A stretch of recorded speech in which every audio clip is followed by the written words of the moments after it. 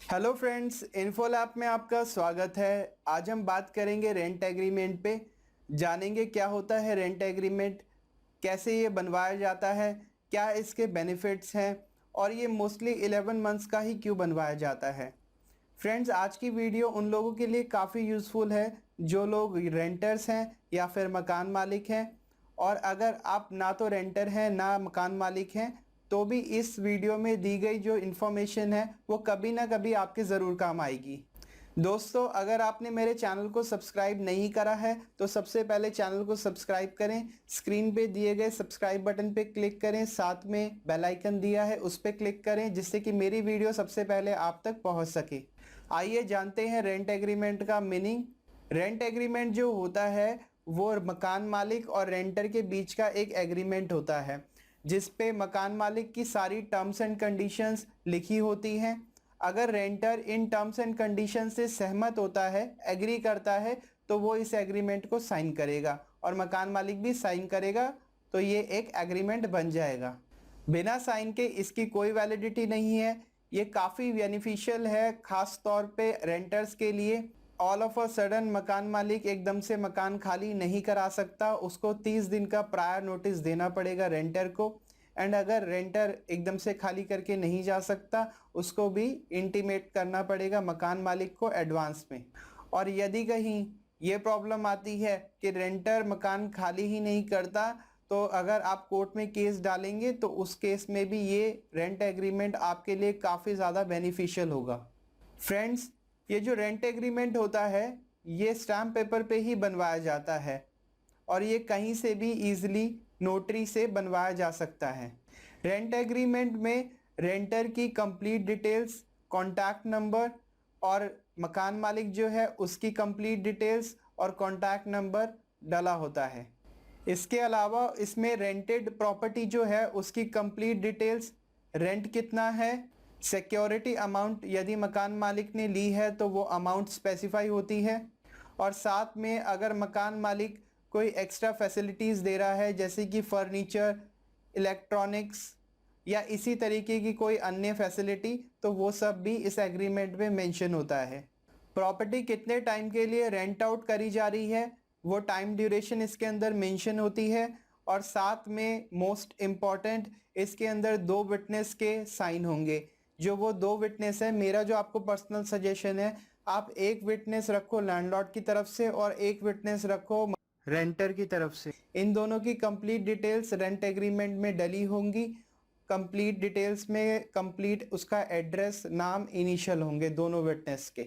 So friends, ये आपको समझ में आ गया होगा रेंट एग्रीमेंट में क्या क्या इंपॉर्टेंट डिटेल्स एंटर करनी होती हैं, डाली जाती हैं। अब हम जानते हैं कि रेंट एग्रीमेंट जो है वो मोस्टली 11 मंथ्स का ही क्यों बनवाया जाता है। Friends, rent agreement mostly 11 months का इसलिए बनवाया जाता है क्योंकि अगर आप इसको रजिस्टर्ड कराएंगे तो आपको रजिस्ट्रेशन फीस देनी पड़ेगी और साथ में आपको स्टैम्प ड्यूटी देनी पड़ेगी। स्टैम्प ड्यूटी से और रजिस्ट्रेशन फीस से आपका रेंट एग्रीमेंट बनवाने का खर्चा बढ़ जाएगा। तो मोस्टली लोग इस खर्चे से बचने के लिए रेंट एग्रीमेंट 11 मंथ्स का ही बनवाते हैं। यदि आप 11 मंथ्स का एग्रीमेंट बनवाते हैं तो ये मैंडेटरी नहीं है कि आप इसको रजिस्टर्ड कराएं, आप इसको नोटरी से बनवा सकते हैं। और 11 मंथ्स के रेंट एग्रीमेंट की भी कंप्लीट वैलिडिटी होती है, इसको आप as an evidence in court produce कर सकते हैं। बट यदि आप 11 महीने से ज़्यादा का एग्रीमेंट बनवाते हैं तो आपको ये मैंडेटरी है, ये ज़रूरी है कि आपको उसको रजिस्ट्रेशन कराना पड़ेगा, स्टैम्प ड्यूटी देनी पड़ेगी, रजिस्ट्रेशन चार्जेस देने पड़ेंगे आपके एरिया के रजिस्ट्रार ऑफिस में।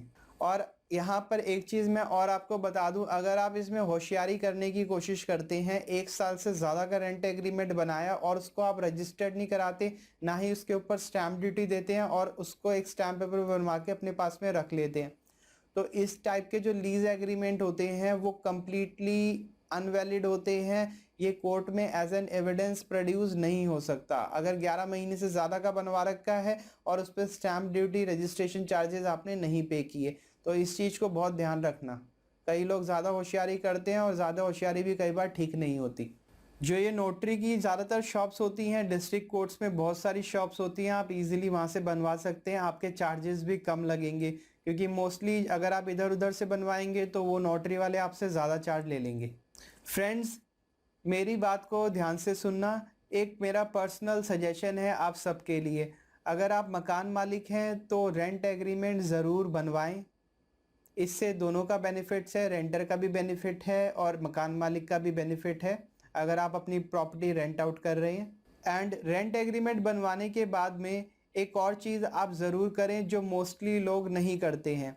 यदि आप मकान मालिक हैं और अपनी प्रॉपर्टी को रेंट आउट कर रहे हैं तो मोस्टली 80 to 85% केसेस में मकान मालिक को ये नहीं पता होता रेंटर के बैकग्राउंड के बारे में, वो कौन है, कहाँ से आ रहा है, क्या नहीं है। आप खाली उसका प्रूफ के लिए एड्रेस देख लेंगे।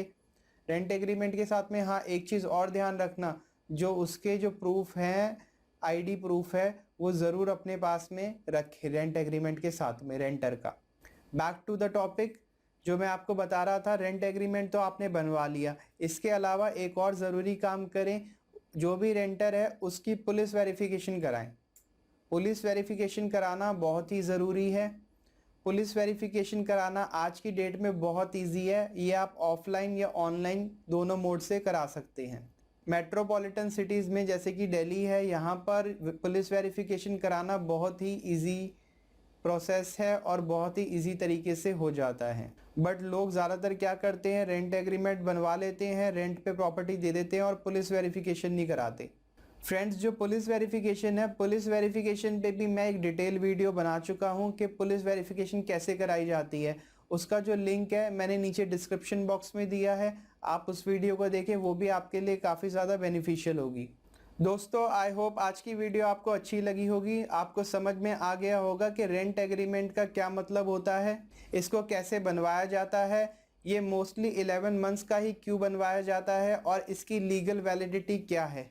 इस इंफॉर्मेशन को, इस यूज़फुल इंफॉर्मेशन को अपने फ्रेंड्स और फैमिली मेम्बर्स में शेयर करें, जिससे कि उनकी भी नॉलेज बढ़ सके। नॉलेज जो है वो शेयर करने से ही बढ़ती है। मेरी आप सबसे रिक्वेस्ट है, ज़्यादा से ज़्यादा इन्फॉर्मेशन को शेयर करें जो भी आप वीडियो में गेन करते हैं। चैनल को सब्सक्राइब करना बिल्कुल ना भूलें, चैनल को सबसे पहले सब्सक्राइब करें अगर आपने चैनल को सब्सक्राइब नहीं किया है। Thanks for watching info lab.